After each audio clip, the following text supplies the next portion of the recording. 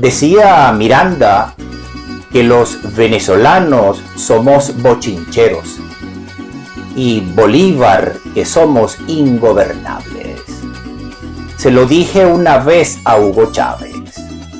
Si ni el precursor ni el libertador pudieron, ¿qué te hace pensar que tú sí podrías?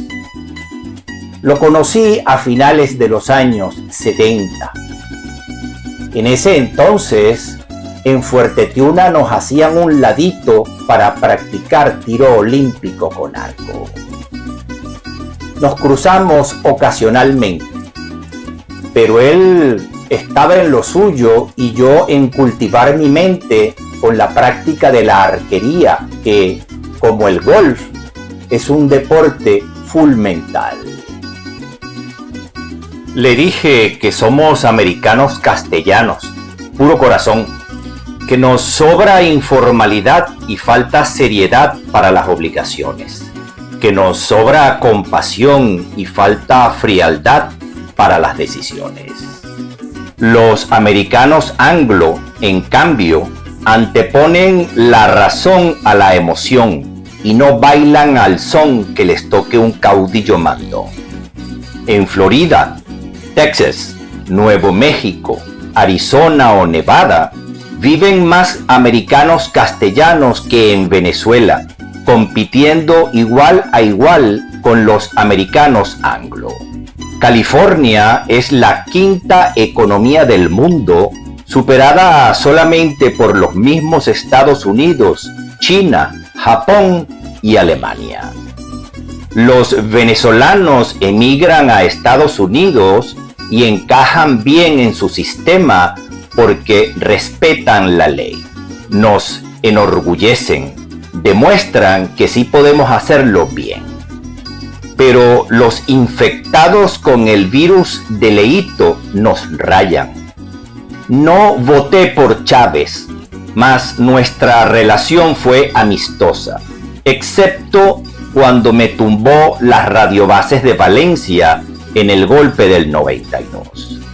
Creo injusto culparlo porque a nadie engañó, pero el pueblo votó por él más por vengarse de los políticos que por resolver sus problemas. Ahora, al militar no se le forma para dirigir, sino para mandar, y al político no para aclarar, sino para engañar.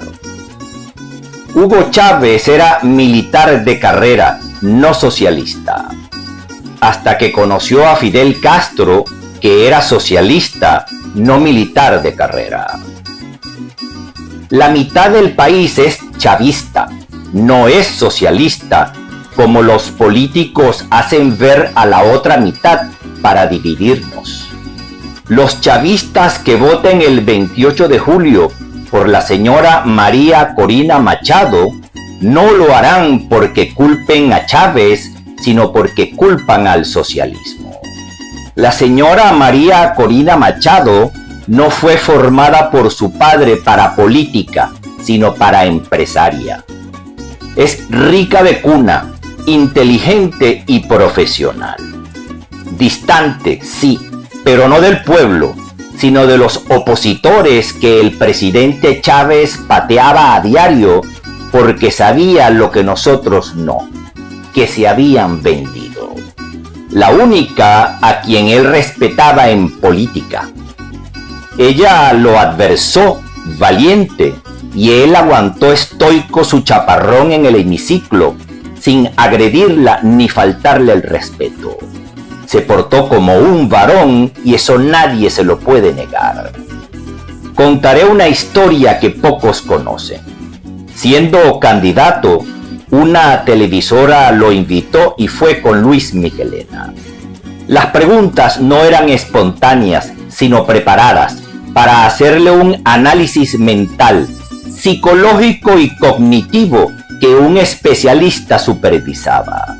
Un pana del grupo, presente, me contó que Luis Miguelena olfateó la celada y suspendió la reunión. Pero ya habían concluido en que Hugo Chávez era un llanero soñador, sin experiencia política, y que nada sabía de empresas, ni de administración, ni de economía. Si le hubiesen echado una mano, como los empresarios del Perú, al comandante Ollanta Humala, este desastre pudo haberse evitado. Pero no teníamos un patriota como Mario Vargas Llosa para servir de puente entre empresarios y políticos. Tampoco eran empresarios, sino empresaurios, cuya rapacidad y falta de patriotismo era y aún sigue siendo cicatera y repulsiva. Los empresarios clásicos, capitanes industriales como Enrique Machado Zuloaga, creyeron en el país y se quedaron. Los empresarios comadreja, capitanes golondrina, los mismos que saquearon Venezuela el Viernes Negro, huyeron con su plata. Los empresarios arribistas, capitanes pirata de Nuevo Cuño y Ralea, financiaron su campaña para manipularlo. Chávez lo sabía, así que les comió su caviar, les bebió su champaña y después los reventó en la goma con su rabo de cochino. Los políticos perdedores juraron venganza. Aterraban a la gente mientras conspiraban un golpe con los capitanes pirata adentro y los capitanes golondrina afuera. La gente fue arrastrada sin sospechar lo que se cocinaba tras bambalinas. Los mismos que jugaron a la derrota del presidente Chávez fueron quienes jugaron a la derrota del presidente Pérez. Esos mismos que luego de conspirar y fallar decidieron participar de la fiesta disfrazándose de oposición. Los jóvenes protestaron y les echaron gas del bueno. Esto arrechó a los chamos guerreros que salieron a combatir con palos y escudos caseros. Las madres menos favorecidas vieron morir a sus hijos en las calles. Mientras tanto, los hijos de los falsos opositores, a salvo en casa, iniciaban su carrera de chanchulleros. Así se excretaron los elegantes bolichicos, rojitos y azulitos, cuyo costoso perfume francés no logra disipar su peste aletrina pública.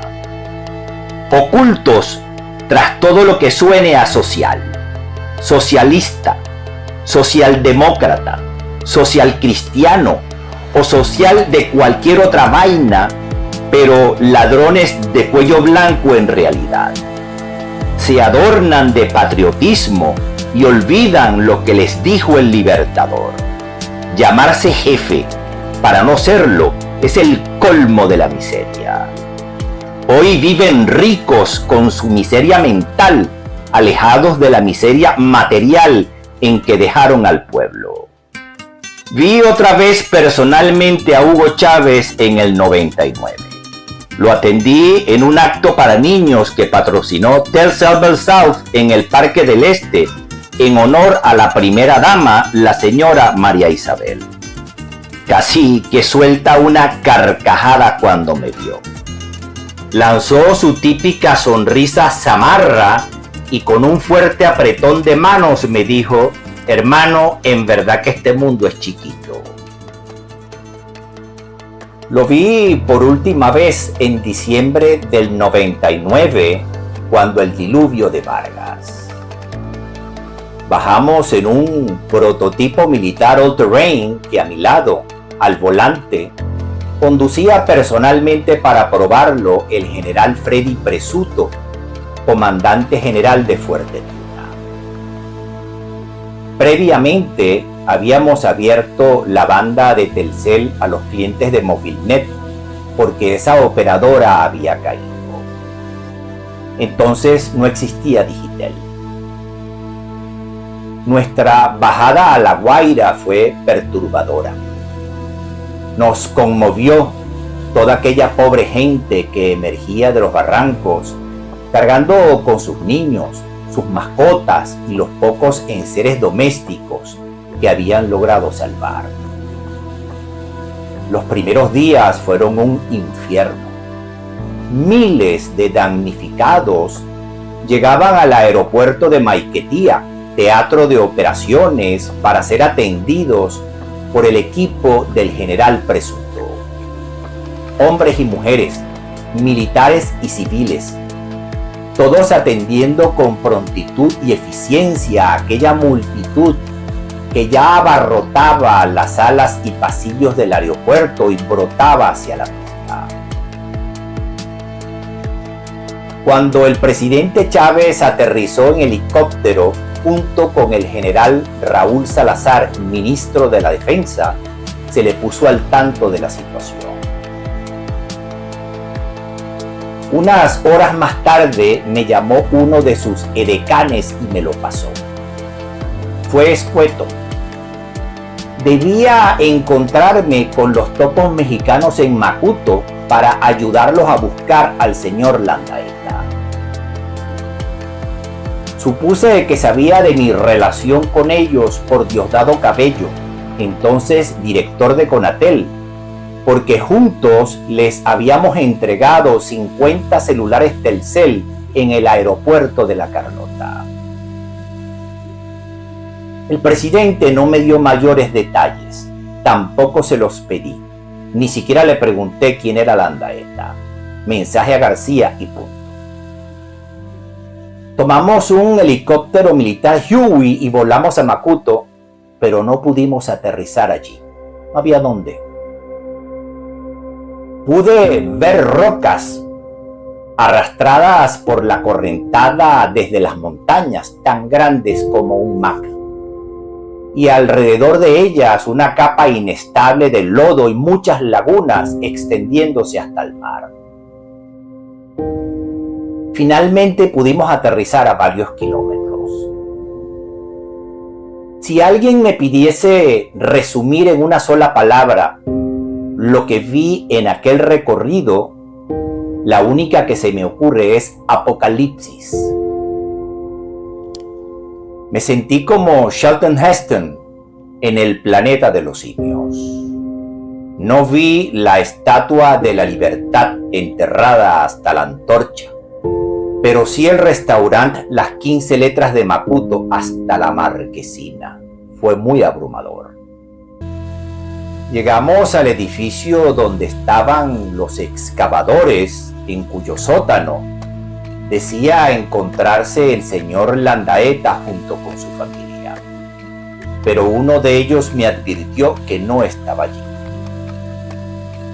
Mientras el hombre se alejaba, me pregunté, ¿y si el presidente llama de nuevo? ¿Qué le voy a decir? Presidente, me dijeron que no estaba. Así es que decidí intentarlo por mi parte. Cuando el excavador regresó, se arrechó cuando me vio. Y me soltó con su típico cantadito mexicano. No mames, güey. En ese infierno nadie sobrevive. Fue entonces cuando algo en mi mente hizo clic. Me comuniqué con oficina principal para saber si alguien había triangulado las llamadas de Landaeta. Nadie lo hizo. Por eso pudo engañar a todos, desde el portero al presidente de la Junta Directiva, quien mantenía informado al primer mandatario. Aquel cretino llamaba a la estación de radio desde Caricuao, a kilómetros de distancia de Macuto en la costa, junto con toda una caterva de enfermos mentales a su lado, sin distingos de sexo ni edad, lloriqueando y pidiendo auxilio al presidente. Nunca sabremos cuántos murieron por culpa de la Gaeta, porque buena parte de los rescatistas perdían su tiempo buscándolo. Ni cuántos más pudiesen haber muerto si no hubiésemos descubierto ese fraude a tiempo. No volví a ver al presidente Chávez, mas ordenó condecorarme con la Estrella de Carabobo, que personalmente me impuso el comandante general del ejército. Me fui de Venezuela en el año 2000 y viví afuera por 20 años, pero iba y venía de vez en cuando. Cultivar la mente me llevó a entender al Buda, y el Buda me llevó a entender a Yeshua, ambos maestros divinos con la misma enseñanza, pero en tiempos diferentes y para oyentes distintos. Por eso escribí La Curia y la Corona después de escribir El Buda y la partícula sin Dios o partícula de Higgs, que es el Abhidhamma, lo más obstruso de la enseñanza del Buda. La Curia y la Corona contiene lo que en verdad enseñó el Maestro Divino Yeshua. Recorrí Europa, India y Asia para practicar concentración mental en monasterios y en escuelas ocultistas. Desde hace años soy un invitado permanente al Vesak Day, el Día del Buda, que cada año la ONU patrocina en Sri Lanka o Indochina, donde se practica el budismo original. Me preocupa mucho el auge de la santería africana en Venezuela, que trajeron los babalaos cubanos. Fue llevada a Cuba por los esclavos nigerianos en el siglo XVI. Sin embargo, casi que desapareció en Nigeria, donde hoy el protestantismo y el islamismo representan el 90% de la población. Mientras que en Cuba, hoy el 90% de la población es santera o practica una mezcla de catolicismo y santería. Me apena ver a mis compatriotas hurgar por sobras en las calles a merced de los santeros. Estos camuflan sus deidades como santos católicos para mimetizarse dentro de la Iglesia Católica. Y colocan a Yeshua, el Maestro Divino, a los pies de Obatalá, su deidad mayor. Los magos negros arrancan trozos de piel cada día a perros y gatos abandonados por los emigrantes en su huida, vivos, hasta que finalmente los matan para sus trabajos de palería. Profanan tumbas y roban cadáveres para usarlos en sus espantosas ceremonias. No se apoderan de almas, sino de miedos. Sus ritos son tribales y primitivos, impregnados de sangre, licor y sexo, lo que atrae a quien busca fiesta y jarana. Los demonios siempre van por el inocente, aunque a él lo protegen los devas o ángeles o como se les quiera llamar. Pero si alguien invoca demonios en busca de suerte, sexo o dinero, esos servicios que ofrece la santería, entonces las fuerzas buenas lo abandonan y abandonan a quien esté cerca, porque a los devas les desagradan los demonios. Todos recuerdan a Hugo Chávez como el brusco adulto autoritario, pero también puedo recordarlo cuando algunas veces lo encontraba en el Paseo Los Próceres, hace muchos años. Si una imagen vale más de 1000 palabras, como dicen, entonces esta debería valer más de 1.000.000. Hace poco fui a visitar a mi viejo amigo, el general Presón. Era muy buen amigo de Chávez. Vi fotografías de ellos juntos y notas de puño y letra del presidente para él en las paredes de su casa. Recuerdo que Chávez lo llamaba varias veces al día cuando Vargas, solo para saber si los damnificados habían comido. General, le pregunté, tú conociste a Chávez mejor que yo, pero hasta la última vez que lo vi, era bolivariano, para nada socialista. Lo pensó largamente. Se metió a socialista, dijo, cuando dejó de escuchar las verdades de sus amigos para escuchar las mentiras de sus enemigos. Eso fue lo que pasó.